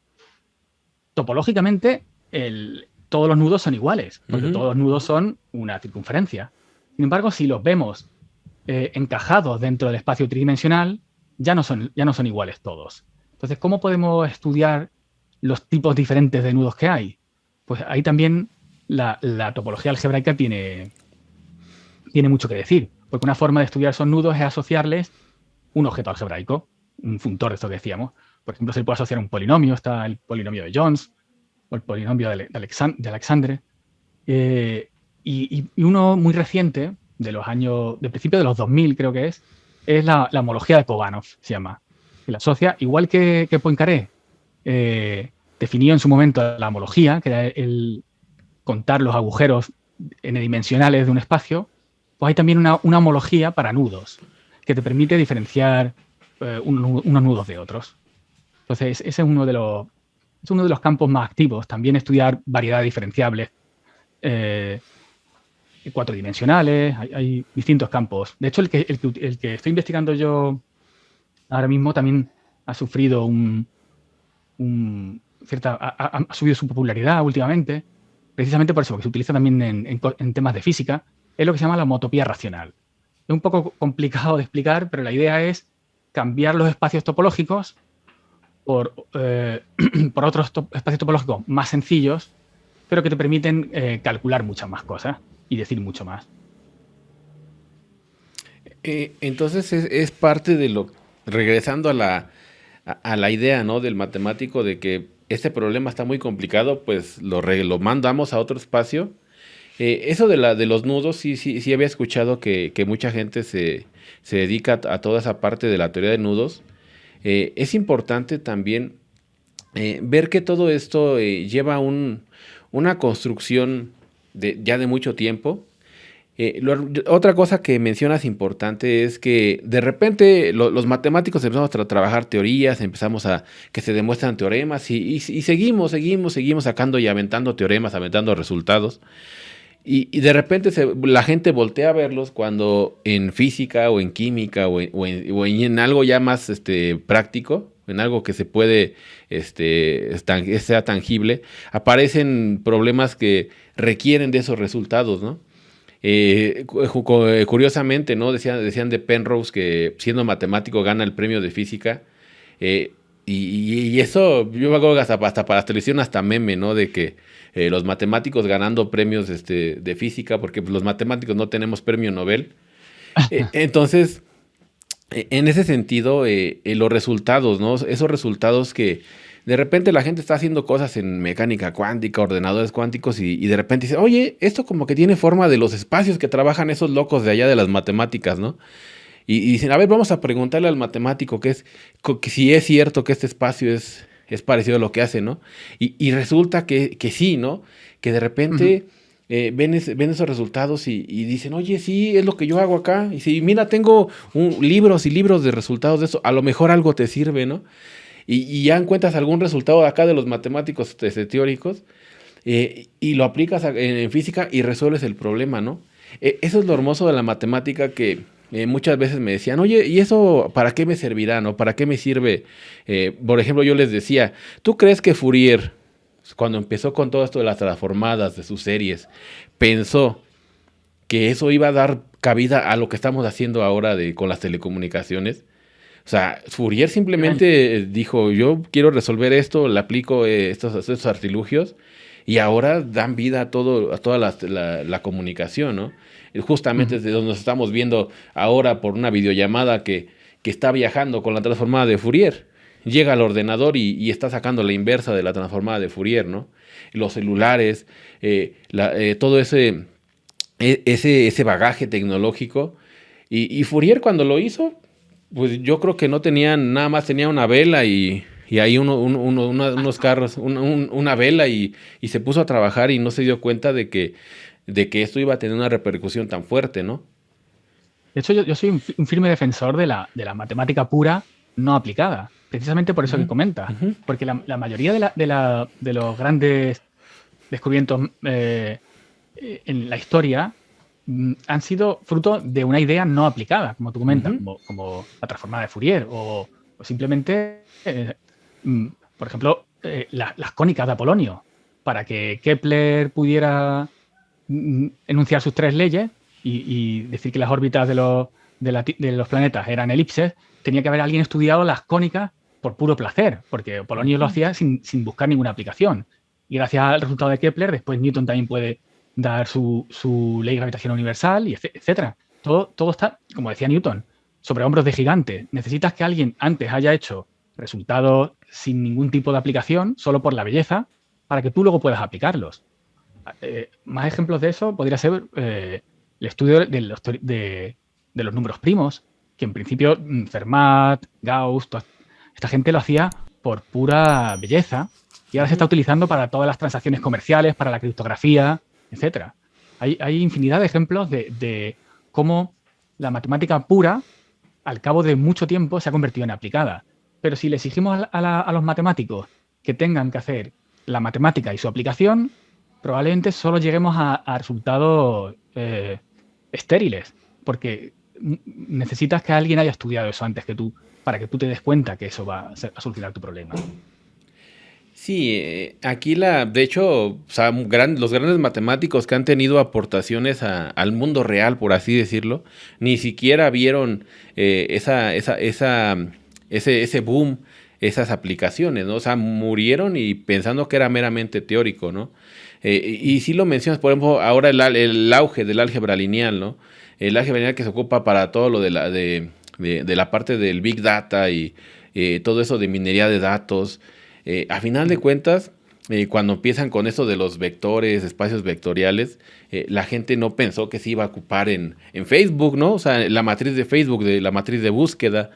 Y Sí. que esas matrices se iban a separar, ¿no? Con Cholesky, porque al final de cuentas lo que hace es segmentar esas matrices para que se maneje más rápido, ¿no? Entonces, aquí la matemática en general es esa parte hermosa de que de repente la gente que hace ciencias se topa con algún problema y ahí salen, ¿no? Los espacios, salen entes raros. La mecánica cuántica, ¿no? O sea, en sí, ¿quién iba a decir que toda esa mecánica cuántica iba a llevar la parte fuerte del álgebra lineal, ¿no? Con todos que ahí salen espacios de Hilbert, espacios de Banach, ¿no? Que cuando uno lo ve como matemático, eso me pasó. Cuando lo vi como matemático, pues sí decía, sí, pues que el espacio de Banach, que espacios vectoriales, sí están bonitos, ¿no? Pero no veía esa aplicación. Cuando veo análisis armónico, pues también decía, sí, muy bien, que las funciones de distribución, que la transformada de Fourier, que la delta de Dirac, a mí se me hacía, esa delta de Dirac se me hacía una... Yo decía, pues eso no tiene ni chiste, ¿no? O sea, cero en todo y en un punto, quién sabe qué valga, ¿no? Y así era como mi idea como matemático. Ya cuando empiezo a dar clases, es cuando vi empiezo a dar clases en ingeniería. De hecho, me dan la materia de análisis de señales. Y yo decía, no, pues qué voy a andar haciendo de análisis de señales. Yo no sé ni siquiera qué es eso, ¿no? Vi el temario, vi que era Fourier. Y y vi que la delta de Dirac es muy importante, ¿no? Son los pulsos. En esa teoría, en la parte de telecomunicaciones, vi lo de Fourier. Otro que se ve clásico, la convolución, ¿no? Esa convolución que de manera teórica también se me hacía como, bueno, volteas la función, la recorres y ya, ¿no? Pero ya ves los sistemas invariantes en el tiempo y ves que cuando entran ahí en el sistema, te lo arroja como una convolución, ¿no? Y yo decía, ay, qué curioso, o sea, qué curioso, qué poder de la matemática. Me dio gusto porque a final de cuentas sí es algo que siempre nos cuestionan en todo. Y eso a mí para qué me sirve, ¿no? La frase preferida que nos dicen a nosotros los matemáticos, ¿no? Sí, es cierto. Pero claro, como tú dices, los matemáticos al final no aplicamos las cosas, somos, digamos, teóricos y buscamos la matemática solamente por la belleza, pero luego en una escuela de ingeniería sí tienen que aplicarla. De hecho, yo siempre me gusta decir que no hay mayor matemático aplicado que un ingeniero, que es precisamente quien aplica la matemática a problemas reales. Entonces, claro, la enseñanza en una facultad de matemáticas es muy distinta en una escuela de ingeniería. En matemáticas solo vemos los resultados en sí, aunque yo creo que en matemáticas se debería ver un poco más la génesis de esos resultados, es decir, un poco más de historia de las matemáticas, que está totalmente ausente, por lo menos en España, no sé cómo será allí, Sí, sí, sí. pero aquí uno estudia teoremas y no sabe ni de qué siglo era ese matemático muchas veces. Y sin embargo, la forma de enseñar en una escuela de ingeniería tiene que estar siempre, claro, orientada a su aplicación, porque ellos son los matemáticos aplicados por excelencia, claro. Sí, y también una parte de los físicos, ¿no? Pero luego se enojan, si a un físico le dices que es matemáticas aplicadas y se enojan, ¿no? Yo creo que esa riña que traemos desde Newton y Leibniz de física contra matemáticas, como que sí, yo alguna vez les he dicho a los físicos, es que física yo sí lo veo más como matemática aplicada, ¿no? Y se enojan, no, es que nosotros si no hiciéramos descubrimiento, los matemáticos no tendrían importancia, y como que sí se enojan, sí les pega más, ¿no? Aquí, por ejemplo, mencionaste eso de la historia. Parte de hacer este podcast es también es eso de acercar la parte histórica. Porque, por ejemplo, hace rato lo mencioné, de que de repente iba caminando alguien y se le ocurrió, vamos a fusionar topología y álgebra. Y realmente así piensa la gente que se dan las cosas. Pregúntale a algún alumno, pregúntale a alguna persona, oye, ¿y el cálculo qué es? ¿Qué es el cálculo diferencial? ¿Cómo surge, no? Y todos dicen, Newton y Leibniz, ¿no? Y piensan que Newton y Leibniz de repente, estando sentados y le cayó una manzana y vio que la manzana era 2x, la derivada de x cuadrada era 2x, ¿no? Y no va por ahí. En el contexto histórico, la frase que mencionaste de parado nombres de gigantes, viene de eso, ¿no? De que se van agarrando los resultados y de repente ellos concatenan todo y sacan el cálculo, ¿no? Pero no es que a ellos se les ocurrió todo. No es que de repente a alguien se le ocurrió que la pendiente de la recta tangente era la derivada, ¿no? O peor aún, que esa cosa es lo mismo que calcular el área bajo la curva, ¿no? Esas ideas tienen que ver, aquí también en México, y yo lo he visto también en internet, la parte histórica es muy complicado que la gente lo encuentre, y es una parte fundamental porque comprender toda esta historia, comprender todo este recorrido, es como tú te vas dando cuenta de cómo estas ideas fueron agarrando forma. O sea, ese recorrido es muy importante y por eso siempre a los que vienen a hablar aquí les pongo esa pregunta, ¿no? Háblanos de la historia de lo que tú haces, o sea, lo que tú investigas, porque a final de cuentas ustedes son los expertos, ¿no? Y de hecho, yo tengo la suerte de que en la universidad doy clase en el máster de matemática en una asignatura que se llama justamente Evolución del Pensamiento Matemático. Y a raíz de esa asignatura he tenido que estudiar mucho sobre historia de las matemáticas y descubrir cosas que realmente no sabía, que cómo se ha llegado a ciertos conceptos, como el que te comentaba antes, el de la topología a partir de la sencilla fórmula de Euler. Y hay muchos, ese creo yo que es el mayor déficit de las facultades de matemática, que deja apartado ese aspecto histórico de las matemáticas cuando es importantísimo. Es importantísimo ver cómo un concepto surge a partir de otros conceptos. De hecho, tengo por aquí un libro que me gustó mucho, que el que te comentaba antes es... Mira, está por aquí. Este es el de... se llama la Euler's Gem, que es el que habla de la fórmula de Euler, de vértice menor arista más cara. Y es un libro, en realidad, de historia de las matemáticas. Porque habla justamente, de historia de la topología, que es una cosa bastante difícil de encontrar. O sea, es más común encontrar su historia del cálculo Sí, sí. o incluso historia del álgebra, contar las historias de Cardano y Tartaglia, ¿verdad? Pero la topología es precisamente el área cuya historia está un poco más en tinieblas, ¿no? No se conoce tanto. Entonces ese libro me gustó mucho porque justo te cuenta los orígenes de ese área. Y me parece que es fundamental. Claro, los alumnos solo lo ven eso en el máster de matemáticas y si eligen esa asignatura, porque tampoco es obligatoria. Pero si no, la mayoría de los matemáticos terminan la carrera sin saber cómo surgieron sus conceptos, en qué contexto surgió la variable compleja, incluso uno que también creo yo que está bastante en tiniebla es todo lo que envuelve a la estadística. No la estadística en sí, sino la historia de la estadística. Es algo que no se estudia tampoco. ¿De dónde surge la curva normal? La campana de Gauss. Eso lo hemos estudiado todo en la facultad, pero es algo que uno no sabe de dónde viene. Y es difícil de encontrar referencias bibliográficas que te expliquen ese tipo de historia. También no sé, mira, aquí está. Aquí tengo también el libro de ese. Este de aquí va sobre curvas. Una de las curvas que comenta es justamente la curva normal y cuenta un poco el problema con el que se originó y me parece fascinante estudiar ese tipo de cosas. Yo lo podía hacer casi por suerte, por tener que dar esa asignatura. Que a lo mejor algún profesor lo podría ver como un castigo, ¿no? Tener que dar historia, pero a mí me pareció algo maravilloso que tener que impartir esa materia. Sí, de hecho, yo me acuerdo en la Facultad de Matemáticas, al Departamento de Matemáticas, llevamos historia de las matemáticas como materia, y los profesores que llegaban a dar esa materia era porque los habían castigado, o sea, que se habían ido de sabático, o habían hecho algo, y le decían, ándale, de castigo ahí le va historia de las matemáticas, y llegaban a regañadientes a querer dar la clase, pero sí es fundamental, ¿no? Igual aquí, fíjate, ya está saliendo un segundo tema para después hablar, ¿no? De la historia de las matemáticas en otro capítulo, porque creo que sí es muy importante todo eso conocer. Por ejemplo, ahora que menciona de historia de la estadística, y dices tú la historia de la curva, de la campana gaussiana, que pues es casi la base, ¿no? De todo esto, de que de repente agarras datos y tienen un comportamiento normal, ¿no? Y la gente sí, yo creo que piensa que de repente iba Gauss y se le ocurrió que iba a tener una forma de campanita, esa función de distribución, ¿no? Función de densidad.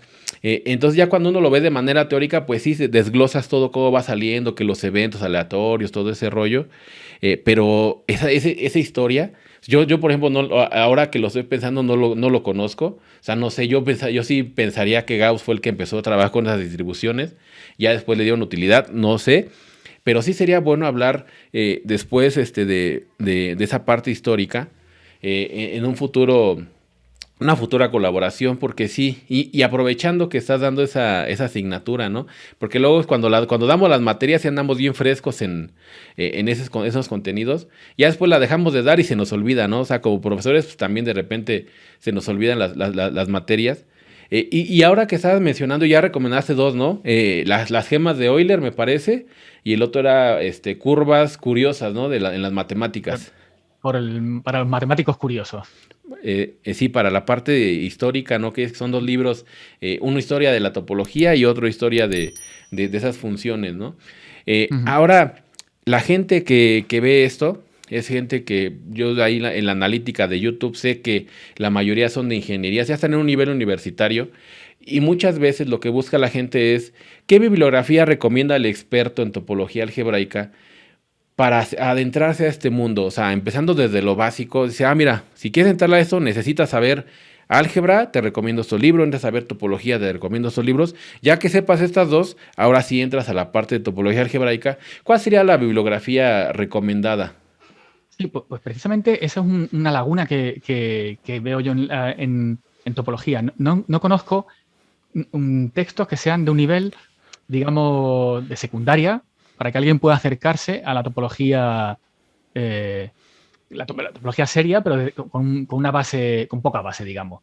Creo que hay, quizá la referencia así más fácil que he visto es una serie de libros que se llama, que en este caso es Topology Without Tears, topología sin lágrimas, que además se puede descargar en internet. Yo creo que esa sería quizá la referencia más amigable para acercarse a la topología, diría. Luego hay otros textos como Muncres, por ejemplo, que también están bien, pero ya son un poco más nivel grado de matemáticas, ¿no? Sí, ya un poco más avanzados, ¿no? Por ejemplo, para la gente que, eso sea de topología, ¿no? Para adentrarse más a la topología algebraica, Claro, a la topología algebraica ya cada vez las cosas se va complicando más. sí, sí, La sí. topología algebraica, no, quiero decir que ya cada vez hay menos textos que sean amigables, pero de topología algebraica, a mí el que me gusta es el de Massey, que es precisamente el que definió los productos de Massey. Se llama, creo que es Algebraic Topology and Introduction. Ese libro me gusta mucho. Y también hay otro de Rothman, Joseph Rothman, que es un escritor que en general me gustan mucho todos sus libros. También me gusta su libro. Tiene un libro de teoría de Galois también que está muy bien. Pero el de topología algebraica me parece que está estupendo. Y ahora, de esas de material de libros, ¿no? Bueno, aparte de recomendarles tus videos en el canal, ¿algún otro material que puedan encontrar en internet que tú digas, mira, está esta página y acá hay ejemplos interactivos, está otro canal, no sé. Sí, hay muchos canales que están, muchos en inglés también, pero como Three Brown, One Blue, que está estupendo. También me gusta Mathematics Online, que es un canal que tiene también muchas animaciones, muchos teoremas demostrados con animaciones. Y en español hay muchos canales también que están bien, por ejemplo, Derivando, de Eduardo Sáez de Cabezón, que es una introducción a las matemáticas muy amena, porque él cuenta las cosas de forma muy atractiva. Y hay muchos canales también, por ejemplo, Mates Mike también es un canal reciente que tiene un montón de contenido avanzado, contado de una forma muy asequible. Hay multitud de canales de matemáticas de todos los niveles, desde básicos hasta más avanzados. Aquí entrando ya en esa parte de la divulgación, eh, ya hablaste mucho de la parte de investigación, lo que hacen los investigadores, los problemas que atacan. En la parte de divulgación, ¿qué nos podrías dar de tu experiencia? De repente, ¿cuál fue ese cambio? De repente tú estás trabajando topología algebraica me decías que esos espacios racionales, cocientes racionales, y de repente, ¿cuál fue esa motivación de decir, esto ahora voy a dejar el pizarrón un poco y voy a irme a los videos? ¿Cómo surgió esa parte en ti de empezar a hacer divulgación en YouTube? Sí, son varios factores, ¿no? Por un lado también es el de que hay una brecha entre la universidad y la divulgación. Uno ve que en Internet hay mucho contenido divulgativo, pero los profesores universitarios no suelen divulgar su labor investigadora o su labor docente. Y creo que es una parte importante. De hecho, creo que fue en la Revolución Francesa que se le obligó a todos los matemáticos, incluido Cauchy, a escribir libros de texto. No bastaba con que fuera un investigador, sino que también por un lado tienes que investigar, pero también tienes que transmitir tu conocimiento. Entonces, por un lado, era solventar esa brecha que considero que hay entre los profesores universitarios y la divulgación. Tenemos una deuda, digamos, pendiente con la sociedad, que es transmitir el conocimiento. Pero también tenía una parte pragmática, porque la idea de hacer el contenido más, digamos, por ejemplo, este curso sobre álgebra lineal, es que da una herramienta para que los alumnos puedan después consultar también dudas. Es decir, si tienes las clases también hechas en formato vídeo, si alguien no ha podido seguir tu clase, puede después consultarlo en el vídeo. Y fíjate que esto pasó hace mucho antes de que empezara este escenario de pandemia. Pero para la pandemia ha sido una cosa bastante buena el hecho de que haya material hecho de forma audiovisual. Y la tercera razón es la que te comentaba antes. Me motivó a hacer la divulgación solamente por recuperar una afición antigua que tenía, que era el del dibujo. Y tenía el medio adecuado para hacerlo, aplicar matemáticas a través del dibujo. Fíjate, otra vez mencionaste algo histórico, ¿no? La parte, sí, yo sí conocía esa historia de cómo en Francia les dijeron, ¿saben qué? Ustedes están muy bien, todo lo que estás haciendo, a ver, Cauchy, lo que estás haciendo, pero necesitamos que ese legado se transmita a las personas, ¿no? Y los obligaron, ¿no? A hacer libros de texto. En ese sentido, es una deuda con la sociedad, porque a final de cuentas, yo estudié en una escuela pública, supongo tú también eres una escuela pública, y le debemos eso no al gobierno, ¿no? Porque el gobierno lo único que hace es que quita los impuestos y con los impuestos paga tu educación, ¿no? Muchas veces cuando uno termina la carrera, te dicen, mira, tú por terminar tu carrera de matemático, costaste tanto dinero y hay hasta forma de hacer la cuenta, ¿no? Y te sacan ahí millones porque fueron los pagos que le dieron a tus profesores, los pagos de la infraestructura, de todo. Cada individuo que salimos de alguna universidad pública, tenemos eso que el gobierno solventó para nuestra educación, ¿no?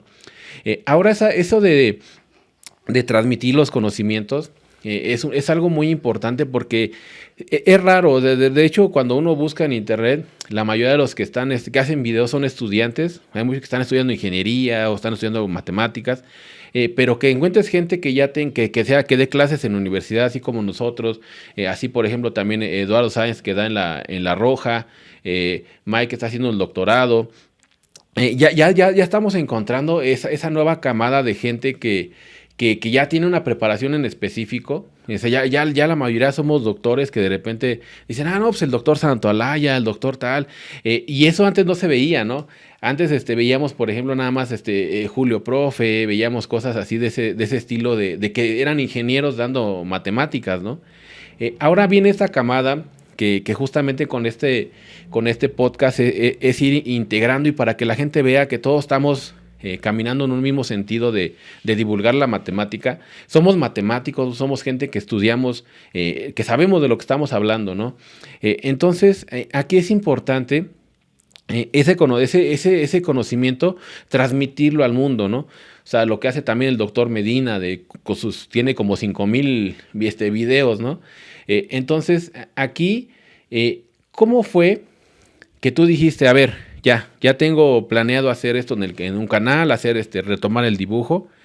¿Qué fue lo que te motivó o cuáles fueron esas inquietudes al decir topología algebraica? Porque de tus primeros videos yo me acuerdo que yo te conocí por eso, ¿no? Porque yo dije, alguien está haciendo topología algebraica en YouTube y lo está haciendo con dibujitos, con animaciones y yo dije, eso es muy aventurado porque muchas veces la mayoría se va a lo simple, ¿no? Bueno, también, en realidad, yo tenía esa idea y la empezaba a hacer, digamos, en mi casa, haciendo presentaciones, pero no tenía tampoco los medios para hacerlo ni el conocimiento suficiente. Pero también hay la casualidad que conocí a Miriam González, que es la otra mitad de Arquímedes Tube. De hecho, nosotros somos dos personas. Yo soy matemático y Miriam es ingeniera. Por eso hemos elegido a Arquímedes como representante de nuestro canal, que era matemático e ingeniero. Y entonces ahí tenemos la motivación que a mí me faltaba era Miriam, porque Miriam sí ya tenía experiencia previamente con blogs y blogs de repostería y de cocina, y tenía muchos conocimientos de fotografía, de vídeo en general de cómo funcionaba Internet también. Entonces nos pusimos de acuerdo y decidimos hacer este tipo de vídeo. Topología algebraica o pues quizá, no sé, porque era lo que yo sabía en ese momento, ¿no? Y la idea que tenía previa. Pero igual podríamos haber hecho un canal de otra cosa también. Pero la idea era que queríamos juntar esas cosas, la afición al dibujo, con sus conocimientos de fotografía, de vídeo, de edición, y hablar, en este caso, de matemática. Se juntó un montón de cosas. Era todo metido en una costelera y surgió Archimedes Tube. Aquí, por ejemplo, con este recorrido ya de algunos años, ¿con qué obstáculos te has encontrado a la hora de hacer este tipo de divulgación? Obstáculos, dice. ¿De qué Sí, tipo? sí, Hay muchos, ¿no? Pero sí, así como por ejemplo, a mí, en mi caso, ¿no? Obstáculos que de repente sacas un video y empiezan a comentar los haters, ¿no? Empiezan a tirar odio al canal, ¿no? Ese, por ejemplo, a mí se me hace... Ya después uno de esos obstáculos los va brincando. Es como una carrera con obstáculos, ¿no? De repente brincas ese, ¿no? Otro obstáculo, por ejemplo, el tiempo que se le dedica. Pues sí. a final de cuentas somos profesores, ¿no? Tenemos a nuestro cargo estudiantes que veíamos día con día antes de toda Sí, esta pandemia. O sea, y es una responsabilidad de evaluar. O sea, tenemos otro trabajo, no nos dedicamos del 100% a esto, ¿no? Eso, por ejemplo, yo lo vi como un obstáculo. Ahora con la pandemia y con las clases en línea, me ha dado un poco más de tiempo para dedicarle más al canal. Ya que regresemos a la normalidad, a clases presenciales, no sé si me vaya a seguir dando al mismo tiempo. Ese es otro obstáculo que vi. Otro obstáculo también luego todos estos algoritmos que de repente si 100,000 vistas un video y sacas otro y 1,000 vistas, ¿no? sí. Y eso yo me acuerdo mucho así, haciéndolo, aterrizándolo en mi caso, los obstáculos. Cuando hablé con Damián, el traductor de ingeniería, fue una colaboración que yo le dije, no sé, como 6 meses antes, ¿no? Y me decía, no, es que no tengo tiempo, no puedo, déjame, te aviso, te aviso. El chiste que a los 6 meses se da la colaboración ¿sabes qué? Tengo un espacio, vamos a grabar, ¿no? Una colaboración que llevó 6 meses, hablamos, edité y lo subo. Llega el video, no sé, 50, 60,000 vistas en un periodo corto. Y de repente se me ocurre, un día que no quería grabar, un día que dije, ¿qué hago? ¿Qué se me ocurre? Voy a recomendar películas. Dije, se me ocurrió. Dije, pues acababa de ver una película de matemáticas y dije, voy a recomendar películas. Y recomendé creo 7 películas. El video lo hice yo creo que como en una hora. O sea, algo me costó así, fue algo muy sencillo. Simplemente poner imágenes del tráiler, narrar el video. Y ese video dobló en vistas a la colaboración con Damián, ¿no? Y yo en ese momento sí pensé, dije, o sea, algo que me llevó tanto trabajo hacer, tiene muy pocas vistas comparado con algo que se me ocurrió y lo hice bien rápido, ¿no? O sea, ese, por Sí. ejemplo, para mí han sido obstáculos que poco a poco uno va superando y dice, bueno, ya, olvidémonos de las vistas, olvidemos de los suscriptores y a seguir haciendo la divulgación. Es a lo que me refería. Sí, ese es el principal obstáculo, el tiempo. Porque además nosotros cada vez intentamos aprender un poco más animación o edición. Y entonces cada vez los vídeos nos va costando más tiempo hacerlo. En vez de ser al revés, se supone que en las experiencias nos tendría que ir Sí. nos tendría que hacer acortar el tiempo de cada vídeo, pues no lo conseguimos. Cada vez tardamos más y cada vez nos demoramos más en publicar el siguiente vídeo. Y sí, y nos quita gran parte de nuestro tiempo libre. El obstáculo principal. Y también quizá que después de todo ese tiempo que se le dedica, a veces uno no lo ve, digamos, recompensado. No solo por el algoritmo y porque también los ingresos que Ujú. proporciona YouTube son muy escasos, pero también incluso institucionalmente. Nosotros vemos que nosotros hacemos un contenido que es muy útil incluso para nuestra docencia, pero muchas veces incluso nuestra propia universidad tampoco nos lo difunde como creemos que debería ser difundido. Entonces ese tipo de cosas a uno le va haciendo mella un poco en el ánimo. Y al final siempre nos recomponemos una cosa u otra, pero es verdad que son obstáculos. Y cada vez uno se lo tiene que pensar más si dedicar tanto tiempo a esta labor. Sí, aquí mencionaste otra cosa y que también he visto, por ejemplo, tú en los videos no mencionas, o sea, no mencionas a la universidad, ¿no? No dices, yo soy de la Universidad de Málaga y así. Yo tampoco menciono a la escuela donde trabajo, por lo mismo de que no sé cómo decir, no hay apoyo hacia estos proyectos, no hay apoyo por una u otra razón. Y luego he visto, por ejemplo, allá en España que, por ejemplo, me decía el doctor Juan Medina, no, es que a mí la universidad sí me apoya, me da esto, me da viajes, me paga mis viajes a América. Y yo decía, no, pues es que acá yo creo que ni siquiera las gracias, ¿no? Ni siquiera decir, oye, pues estás haciendo cosas de matemáticas que de repente luego ocupamos algunos profesores y ni las gracias te dan, ¿no? En ese sentido sí son cosas que de repente van desmotivando. Igual también Mm. la parte de los ingresos, porque lo que bueno que no vivimos de esto, porque si viviéramos solamente de YouTube, andaríamos en la calle de la amargura, como decimos aquí en México, porque no se puede vivir de divulgación en un nivel como en el que estamos, ¿no? No sé, después puede que de repente crezcamos así de manera exponencial y ya otra cosa podemos decir, ¿no? Aquí lo bonito de esto es que cada video es un mundo diferente, cada video trabaja de forma diferente. De repente se hacen videos virales, de repente se quedan ahí estancados, de repente llegan colaboraciones interesantes. Yo creo que aquí igual es parte de que en ese sentido hay gente que sí te dice que no toma en cuenta el valor de los videos que haces, pero también hay gente que sí, que día con día sacas un video y ves las mismas personas comentando, ¿no? Ah, sí, profe, gracias por hablar de este tema, puede hablar de este otro, estuvo interesante ese video. Que cognitivamente, que psicológicamente se nos queda más grabado el odio que lo bueno, eso también es cierto. O sea, te encuentras en un video 1000 comentarios, de esos 1900 son positivos y 100 son negativos, y te acuerdas de los 100 que son negativos nada más, ¿no? Pero sí, es ese recorrido, es ir trabajando, ir haciendo esa labor. Yo sí creo, como mencionas, es algo que le debemos al mundo, es algo que la gente debe de ver, porque entramos en una parte de la matemática que la gente la está empezando a odiar en los colegios. O sea, hay gente que la imparte de una manera muy, muy ríspida. Por ejemplo, acá en México, la gente de repente, así un clásico, están viendo álgebra en preparatoria, ¿no? En nivel bachillerato.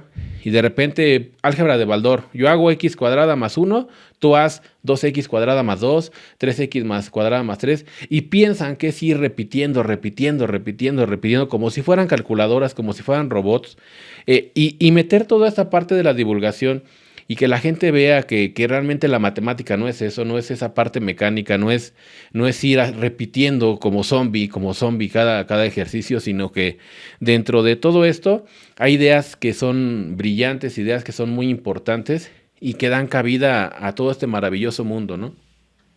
Sí, además, aparte de los diferentes obstáculos que nos encontramos y de los comentarios negativos que podemos tener o de la falta de apoyo en ciertas circunstancias, lo importante es que al final lo que hacemos es porque nos gusta. Ujú. Entonces, creo que es algo esencial.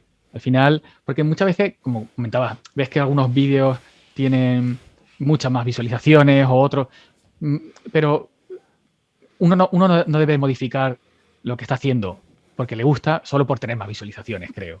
Entonces, Ujú. creo que en último término uno tiene que hacer lo que le gusta. Si coincide lo que sabemos hacer y nos gusta con lo que la gente quiere ver, pues entonces tendremos más éxito. Si no, pues mala suerte, nos quedaremos con un público más reducido, pero tampoco es al final, como tú decías, no es no es nuestro sustento, no es nuestra profesión, al fin y al cabo, y tenemos otras vías de sustento. Sí, Pero lo porque importante es que nos guste.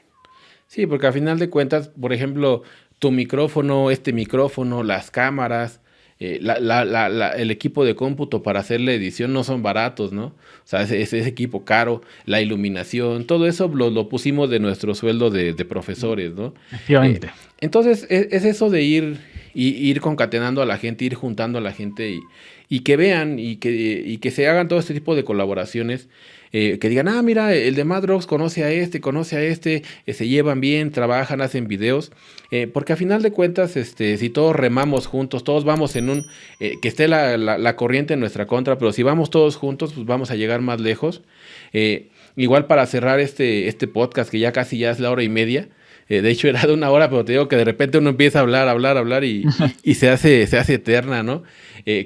Queda la invitación abierta, o sea, no son colaboraciones de una vez nada más, o sea, es un proyecto que pienso llevar por bastante tiempo. Hablar de historia de las matemáticas, ya me hice la idea de volverte a invitar para eso, que estás dando esa asignatura, que es importantísimo, o sea, yo creo que hablar de historia es algo fundamental que ya se tiene que hacer para que la gente conozca toda esta trayectoria. Y hablar de historia de las matemáticas, pero puntualizar, ¿no? Porque si hablamos en general, nos llevamos como 5 días de grabación, ¿no? Continua. Entonces, aquí no sé si quiera decir algunas palabras finales, para motivar a la gente a la topología algebraica, en general a las matemáticas, a divulgar, a investigar. Sí, también en nuestro Twitch lo hablamos también con la gente porque nos pregunta muchas veces sobre la carrera investigadora y la carrera investigadora, hacer un doctorado, después irse de postdoc, es algo que es duro, en realidad. Uno tarda bastante en estabilizarse después en su profesión, pero es algo que se hace por vocación. Si alguien realmente ama las matemáticas y le gusta la investigación, que es algo bastante apasionante porque es como explorar terrenos desconocidos. Tienes que adentrarte en las matemáticas donde nadie nunca antes ha pensado. Entonces, si a alguien le gusta la investigación, ya sea en topología algebraica o en cualquier otra rama, animarle a que lo haga, que dedique el tiempo que necesite para hacer un doctorado, y porque siempre es gratificante, es un trabajo gratificante. Y luego la divulgación también es esencial, pero creo que la parte divulgativa viene después. Una vez que uno tiene su labor investigadora y docente, puede complementarla con la divulgativa. Entonces yo animo a toda la gente a que compatibilice ambas cosas, investigación y divulgación. Sí, porque al final de cuentas es como decíamos, es una deuda que todo ese conocimiento que nos dieron nuestros profesores, que nos compartieron, lo hagamos extenso a todo el mundo. Y cada matemático tiene algo que decir. Habrá algunos que se dedican a pura álgebra y algunos que se dedican a pura topología, geometría diferencial. La matemática tiene un montón de ramas. Y cada matemático tiene algo que decir sobre su área de estudio, sobre su área de investigación. Y es eso, a final de cuentas, que nos vean y que vean que somos personas normales. No, yo siempre lo he dicho, no se necesita ser un genio para estudiar matemáticas, simplemente necesitas esfuerzo, dedicación y disciplina, y con eso puedes ser un gran matemático, porque es ese estigma, ese mito que se tiene de que los matemáticos somos así como bien raros, ¿no? Así como Sheldon Cooper, ¿no? Que nos dicen, oye, ¿te acuerdas cuando tenías 2 años de edad? Ah, sí, me acuerdo que iba caminando y me iba cambiando mi pañal, ¿no? Ese mito que se va haciendo también por la parte de la televisión, de que piensan que todos los que estudiamos matemáticas, física o ciencias en general, piensan que somos de ese estilo de supergenios, ¿no? Y hacer este tipo de podcast es que vean al creador, que vean al matemático detrás de escena, ¿no? Que somos personas que nos reímos, que somos personas que se nos olvidan las cosas, ¿no? Que se nos olvidan los datos, o sea, porque piensan que hablamos de un tema y traemos todo así y nos acordamos hasta la fecha exacta, ¿no? Ah, es que el 15 de marzo de 1776 Fourier hizo esto, ¿no? Y no es cierto, o sea, a final de cuentas somos humanos, somos personas. Que los videos vean también que lleva una preparación. Hacer un video de 10 minutos, hacer un guión sobre un tema en específico, le llevamos mucho tiempo en estar investigando, haciendo nuestras notas. No es algo que de repente digamos, voy a hablar hoy de homotopía y prendo la cámara y todo sale, ¿no? No, o sea, nos ponemos a estudiar porque de eso se trata, de ir mejorando, de ir divulgando, de ir viendo cómo aterrizar esos conceptos que cuando uno los ve en el pizarrón hasta espantan de tanto símbolo que ocupamos los matemáticos, tanta terminología, que ya ahora que espero que los que hayan visto este podcast, que lo hayan oído, porque también lo subo en iVoox y en Spotify, que entiendan que la matemática son ideas grandiosas plasmadas de manera formal, pero a final de cuentas se queden con esa idea de que no es tan complicado y no se necesita ser un genio para llegar a estos conceptos, ¿no? Efectivamente, la matemática es un asunto de ideas. Y además, incluso de ideas, y diría que con una carga estética. Creo que a diferencia de otras áreas de otras ciencias, en las que el estudio, tú vas a estudiar digamos, un problema y haces un estudio estadístico y siempre tienes un resultado, digamos, sabes lo que te va a salir, o te sale que es cierta tu hipótesis o es falsa. En matemáticas no tienes eso, tienes que demostrar algo y si no consigues demostrarlo no tienes nada. Entonces la única brújula, la única guía que tenemos los matemáticos para saber si una cosa va a ser cierta o no de antemano, creo que es la estética. Una cosa tiene que ser cierta porque estéticamente debe ser cierta. Luego tendrás que demostrarlo. Pero está esa parte de la intuición, de la belleza, que guía a un matemático. Entonces la matemática yo creo que, lejos de un montón de cálculos, de cuentas, es una cuestión de ideas y además de ideas fundamentadas en la estética, creo. Sí, esa de la estética también, o sea, teoremas importantes vienen en espacios muy pequeños, ¿no? O sea, que los podemos platicar, ¿no? La conjetura de Goldbach, lo podemos decir así muy simple y no se ha demostrado, ¿no? Esa parte de la estética también entra mucho en matemáticas. Y ya para finalizar, agradecerte por tu tiempo. Sé que es tiempo valioso, sé que es tiempo que a lo mejor tenías que calificar exámenes, no sé, yo también tengo aquí una pila de exámenes que tengo que calificar. Agradecerte por ese espacio, agradecerte por tomarte ese periodo de tu tiempo, regalarme tu tiempo, porque a final de cuentas me estás regalando tu tiempo para hablar de topología algebraica.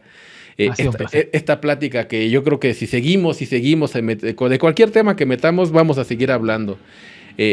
Igual agradecer a la gente que está viendo estos videos. Espero que hayan sido de su agrado, espero que hayan sido motivadores para que conozcan a los matemáticos detrás de escena, a la parte de topología algebraica que muchas personas, yo creo que en su vida habían escuchado ese término. Y se acerquen, a lo mejor alguien se meta en Google y descargue los libros o vaya a la biblioteca y busque esos libros que recomendaste y empiece a envolverse, empiece a cultivarse y a despertar ese sentido matemático que todos llevamos dentro. Ha sido un placer, no ha sido ningún esfuerzo. De hecho, el tiempo que llevamos se me ha pasado volando. ¿Sí? Y seguiríamos charlando aquí pues, horas y horas. Pero vamos, habrá otra ocasión en el futuro, ¿verdad? Habrá otras ocasiones. Pues un abrazo hasta allá. Un abrazo. Que estén muy bien y nos vemos en la siguiente hora gaussiana. Hasta la próxima.